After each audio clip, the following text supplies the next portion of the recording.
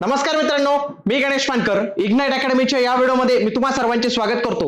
MPSC drug inspector याची vacancy मागच्या वर्षी आलेली होती, एक्झाम डेट पण आलेल्या होत्या आणि खूप वेळा म्हणजे ही बातमी आलेली होती की त्यांची पदसंख्या ही वाढणार आहे. तर शेवटी यांची पदसंख्या ही वाढलेली आणि एक एकदम आनंदाची गोष्ट आहे. म्हणजे आधी 109 पदांसाठी ही जाहिरात जी आहे तर ते येणार होती. आता याच्यात 154 पदं जी आहेत म्हणजे 154 झालेली टोटल याच्यात जे आहे तर ते वाढ आपल्याला इथे दिसते मित्रांनो. 45 पदांचे अतिरिक्त मागणी पत्र या विभागाकडून जे आहे तर ते प्राप्त झालेले आणि चांगली गोष्ट आहे की जागा जे आहेत तर ते इथे वाढलेले आहेत. आणि मित्रांनो, तुमच्यापैकी जे उमेदवार तयारी करत असतील तर त्यांच्यासाठी आपली रेकॉर्डेड बॅच सुद्धा इग्नाइट अकॅडमीच्या ऍप्लिकेशनवर अवेलेबल आहे. तुमच्यापैकी बरेच उमेदवार तयारी करत असतील, त्यांनी कमेंट बॉक्समध्ये सांगा की तुम्हाला टेस्ट सिरीज जे आहे तर ते याविषयी तयारी करण्यासाठी पाहिजे का, तर त्याच्यावर आपण नक्कीच काम करू. बघा, 22 मार्चला म्हणजे लगेच पुढच्या महिन्यात याची परीक्षा जी आहे तर ती होणार आहे. अमरावती, छत्रपती संभाजीनगर, नागपूर, नाशिक, नवी मुंबई आणि पुणे इथे पाहायला मिळणार आहे. याच्यामध्ये तुम्ही जर पाहिलं तर हे 154 पदं जे आहेत तर ते आपल्याला इथं पाहायला मिळतात. आता याच्यामध्ये आपण खऱ्या अर्थाने काय पाहूया माहिती का, आता की कोणत्या जागा या किती वाढलेल्या आहेत. बघा, 154 झालेल्या आहेत, ज्या आधी किती होत्या 109 होत्या.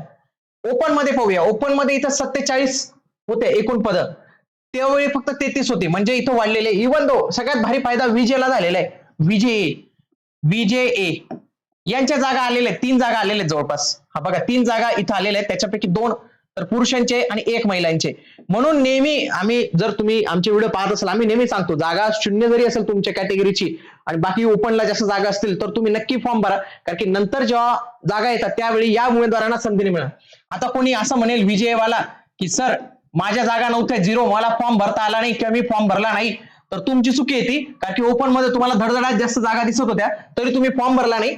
आता विजय मध्ये याच्यात 3 म्हणजे इथं 2 आणि इथं 1 ऍड झालेले, या उमेदवारांना फायदा होणारच आहे विजेच्या, कारण की तिथं कमी झालेले असतील. बघा, पुन्हा एसबीसी ची 1 जागा होती तर 1च जागा आहे, म्हणजे त्याच्यात काही जास्त बदल झालेले नाही. बाकी एससी ला पण फायदा झालेला आहे, जिथं 16 जागा होत्या त्यांच्या त्या किती झालेल्या आहेत, 21 झालेल्या आहेत. एसटीच्या 12 होत्या त्या आता 13, 1 जागा इथं वाढलेली. ओबीसीच्या 26 जागा होत्या, 26 जागा आहेत आता, त्या किती होत्या फक्त 14 होता, म्हणजे वाढलेले आहेत, म्हणजे चांगला फायदा इथं झालेला आहे.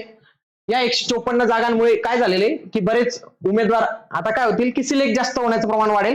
कट ऑफ वर थोडा परिणाम जे आहे तर ते कमी जास्त एवढा होऊ शकतो.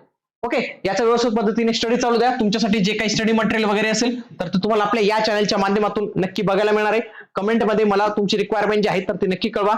भेटूया पुढील व्हिडिओमध्ये. तोपर्यंत जय हिंद, जय महाराष्ट्र, धन्यवाद.